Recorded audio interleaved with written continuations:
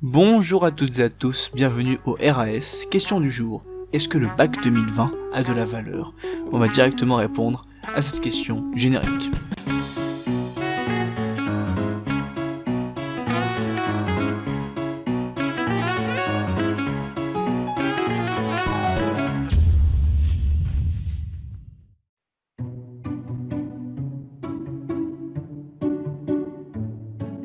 Les bacheliers 2020 vont vivre un événement sans précédent. Durant la crise sanitaire du Covid-19, le ministre de l'Éducation, sous le gouvernement Macron, Jean-Michel Blanquer, a annoncé que les épreuves écrites et orales du baccalauréat 2020 sont annulées. Donc le baccalauréat va être délivré en contrôle continu. Cependant, depuis l'apparition de témoignages de professeurs, certains se demandent quelle valeur aura le baccalauréat 2020. L'ensemble des épreuves du brevet et du baccalauréat général technologique et professionnel sera validé en contrôle continu.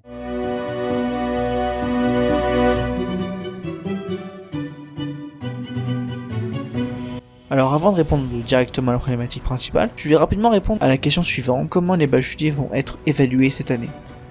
Bon, nous avons deux instances importantes. D'une part, on retrouve l'établissement scolaire qui s'occupe des 740 601 candidats au baccalauréat. Donc ces candidats ont passé l'année dernière les épreuves anticipées de première, que ce soit en français, en sciences ou en histoire-géographie. Puis en terminale, il y a eu les deux premiers conseils de classe, respectivement en novembre et en mars. Et pour terminer, début juin, a eu lieu le conseil de classe du troisième trimestre où le proviseur a défini ce qu'on appelle l'écriture du livret scolaire et l'avis pour le baccalauréat. Petit aparté, le livret scolaire est un document officiel où sont inscrites de nombreuses informations liées à votre scolarité en première et en terminale, notamment les notes, les appréciations des professeurs ou encore l'avis du proviseur. Votre directeur a écrit sur votre livret scolaire une moyenne qu'on appelle prédictive au baccalauréat, c'est-à-dire que votre directeur avec vos professeurs principaux ont établi une moyenne que vous auriez pu avoir au baccalauréat s'il avait encore eu lieu, avec une appréciation où il figurait soit très favorable à l'obtention du baccalauréat, donc ça veut dire que tu peux avoir une mention, favorable, tu mérites le baccalauréat, ou doit faire ses preuves à l'examen, ce qui veut dire que tu pourrais passer le rattrapage, voire pire.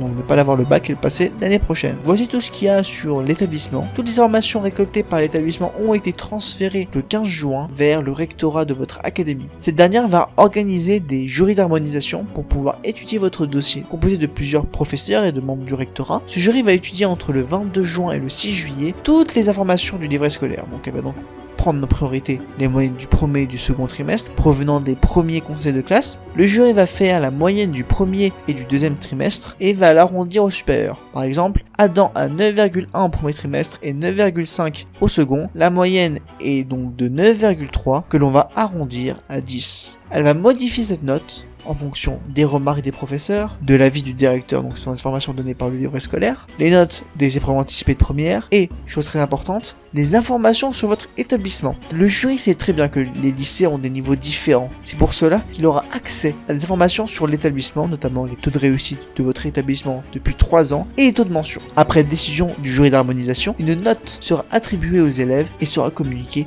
le 7 juillet 2020 à 10h sur le site du rectorat de votre académie. Donc voici le barème des mentions qui n'ont pas changé depuis l'année dernière. Donc entre 12 et 14 vous avez la mention assez bien, entre 14 et 16 vous avez la mention bien et plus de 16 vous avez la mention très bien. Attention, si vous avez entre 8 et 10, vous devez passer le rattrapage, et si vous avez moins que 10, vous n'avez pas votre baccalauréat. Voilà dans l'ensemble comment ça va se passer. On remarque quand même que le jury d'harmonisation a un rôle très majeur dans la valorisation du baccalauréat, mais nous en parlerons plus tard. Étudions dès à présent l'évolution de la réussite du baccalauréat. Les notes déjà attribuées aux épreuves anticipées de première sont gardées. Donc le baccalauréat de français de l'année dernière est évidemment gardé, l'écrit comme l'oral. De même, les mentions du baccalauréat sont maintenues.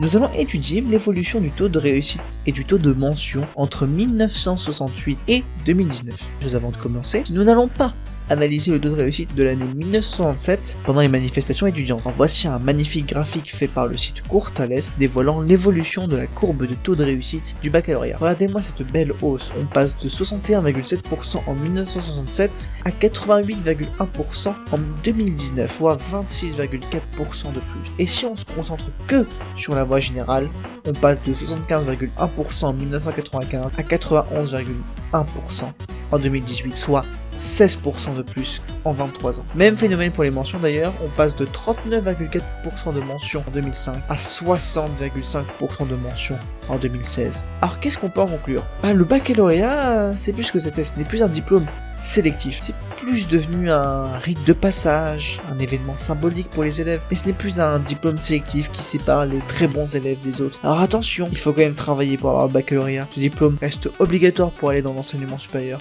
mais le baccalauréat en lui-même n'est plus sélectif. Bon, il est temps de répondre à la fameuse problématique. C'est quand même symbolique le bac, on connaîtra pas ce que c'est de voir les résultats, enfin tout ce qui passe à la télé, on connaîtra pas, c'est sûr. Je suis quand même déçue parce que je me dis que c'était notre objectif de toute notre scolarité, on l'a sans rien faire entre guillemets et il n'y a pas vraiment d'enjeu.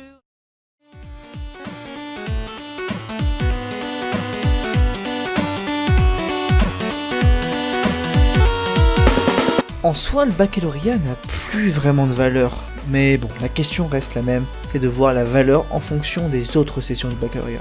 On ne regarde pas l'année d'obtention du baccalauréat, on regarde ce qui se passe après le bac. L'école ou la fac fréquentée, les classements des écoles. L'année du baccalauréat n'est pas un critère déterminant pour l'embauche, et généralement, selon les secteurs, la filière du bac apporte peu. En soi, tant que vous avez le bac, c'est bien, personne ne regardera vraiment l'année de l'obtention du baccalauréat. Et le plus important, c'est ça. Une fois que les étudiants auront décroché une licence, un master, un BTS ou un DUT, c'est le diplôme qui comptera. Alors très peu de gens vont regarder votre baccalauréat si vous avez passé votre licence, votre master ou votre doctorat. Le baccalauréat, ce n'est que la première étape de vos études supérieures, donc théoriquement parlant, la session 2020 ne devrait pas trop perdre de valeur. Le proviseur nous a demandé de créer de faux devoirs, ou pour ceux qui avaient des notes pour le 3e trimestre, de les inclure dans le 2e trimestre pour voir si cela arrangeait les élèves ou non. Ah ouais, il y a un léger problème, mais bon, ça passe, non? On est dans l'illégalité la plus totale et la plus complète. Illégalité parce qu'on invente des notes, parce qu'il n'y a aucun décret ou aucune loi qui nous protège par rapport à ça. La seule chose qu'on nous demande, c'est de nous taire et de faire avec, parce que ce sont nos conditions de travail pour l'an prochain qui sont mises en jeu. Peut-être que les professeurs exagèrent. On va nous dire un truc comme ça.